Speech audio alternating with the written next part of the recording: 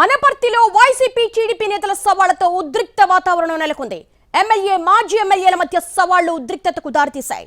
రామవరంలోని ఇంటి నుంచి అనపర్తికి బయలుదేరగానే నల్లమిల్లి రామకృష్ణారెడ్డిని పోలీసులు అడ్డుకున్నారు. దీంతో ఆయన రోడ్డుపైన బైఠాయించి ఆందోళనకు దిగారు.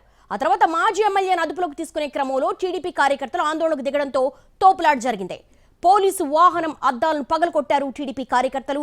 శాంతి భద్రతలకు విఘాతం కలిగించినందుకు నల్లమిల్లి రామకృష్ణారెడ్డిని పోలీసులు అరెస్ట్ చేశారు.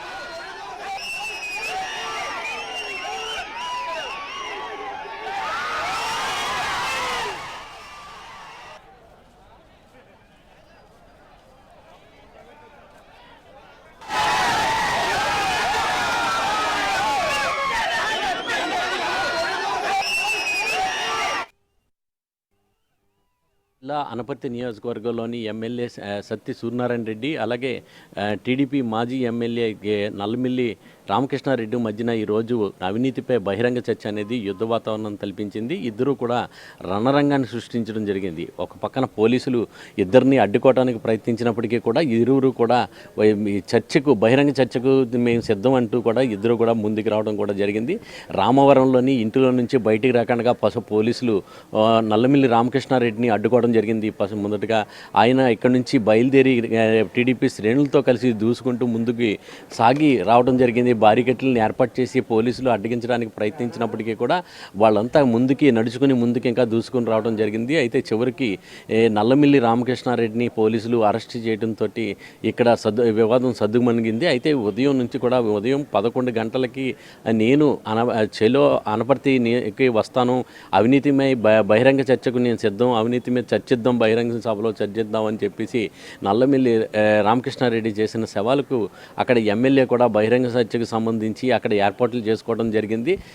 అయితే అవినీతి ఆరోపణలు చేస్తున్నారు, ఎమ్మెల్యే అవినీతి ఆరోపణలు పాల్పడ్డారని చెప్పేసి నల్లమిల్లి రామకృష్ణారెడ్డి అయితే కరపత్రాలు వేశారో ఆ కరపత్రాలన్నింటికి కూడా సమాధానం చెప్తూ అక్కడ ఫ్లెక్సీ బోర్డులను అక్కడ ఈ బహిరంగ చర్చ వేదిక దగ్గర ఏర్పాటు చేయడం జరిగింది. అయితే ఇక్కడ నుంచి 11 గంటలకి ఇద్దరం కూడా ఒకే వేదిక మీద బహిరంగ చర్చకి ఇద్దరం కూడా విడివిడిగా ఒంటరిగా చేసుకుందామని చెప్పినప్పటికీ కూడా ఇరు పార్టీలు కూడా ఎక్కడికక్కడ అంటే ఒక టీడీపీకి సంబంధించి ఇక్కడ నల్లమిల్లి రామకృష్ణారెడ్డి కూడా టీడీపీ శ్రేణులందరినీ కూడా పెట్టుకుని వేలాది మందితో ఇక్కడ నుంచి బయలుదేరడం జరిగింది. అయితే మరో పక్కన చూసినట్లయితే సభావేదిక దగ్గర కూడా వైసీపీ శ్రేణులను కూడా పెద్ద ఎత్తున మోహరించడం జరిగింది. ఈ నేపథ్యంలో ఎటువంటి పరిస్థితులు ఉధృత పరిస్థితులకు దారితీస్తాయని చెప్పేసి భావించిన పోలీసులు మట్టికి ముందు జాగ్రత్త జరిగా ఎక్కడికక్కడ భారీ ఎత్తున పోలీసులు మోహరించడం జరిగింది. అనపర్తిలోని నియోజకవర్గంలో చూస్తే 144 సెక్షన్ కూడా అమలు చేశారు. అయితే రాత్రి నుంచి కూడా కొన్ని నాటకీయ పరిణామాల మధ్య వీళ్ళిద్దరి మధ్యన ఈరోజు అసలు బహిరంగ సభ చర్చ జరుగుతుందా లేదా, అవినీతి మీద ఎవరు అవినీతి పరులు దీని మీద తేల్చుకుంటారా లేదా అనే దాని మీద అందరూ ఆసక్తిగా ఎదురు చూడటం జరిగింది. అయినప్పటికీ కూడా ఇక్కడ వీళ్ళిద్దరూ కూడా పోలీసులు అడ్డగించడం వల్ల మేము ఈరోజు బహిరంగ సభకు రాలేకపోయామనేది మట్టికి తేల్చి చెప్పారు.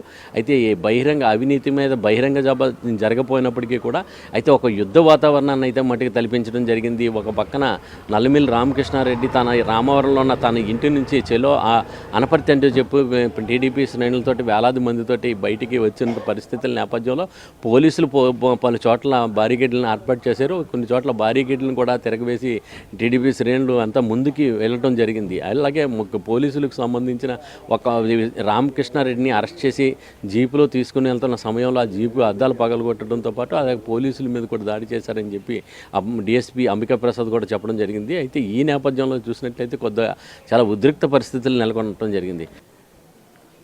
కెమెరామెన్ వాసుతో శ్రీనివాస్, ఎన్టీవీ, అనపర్తి.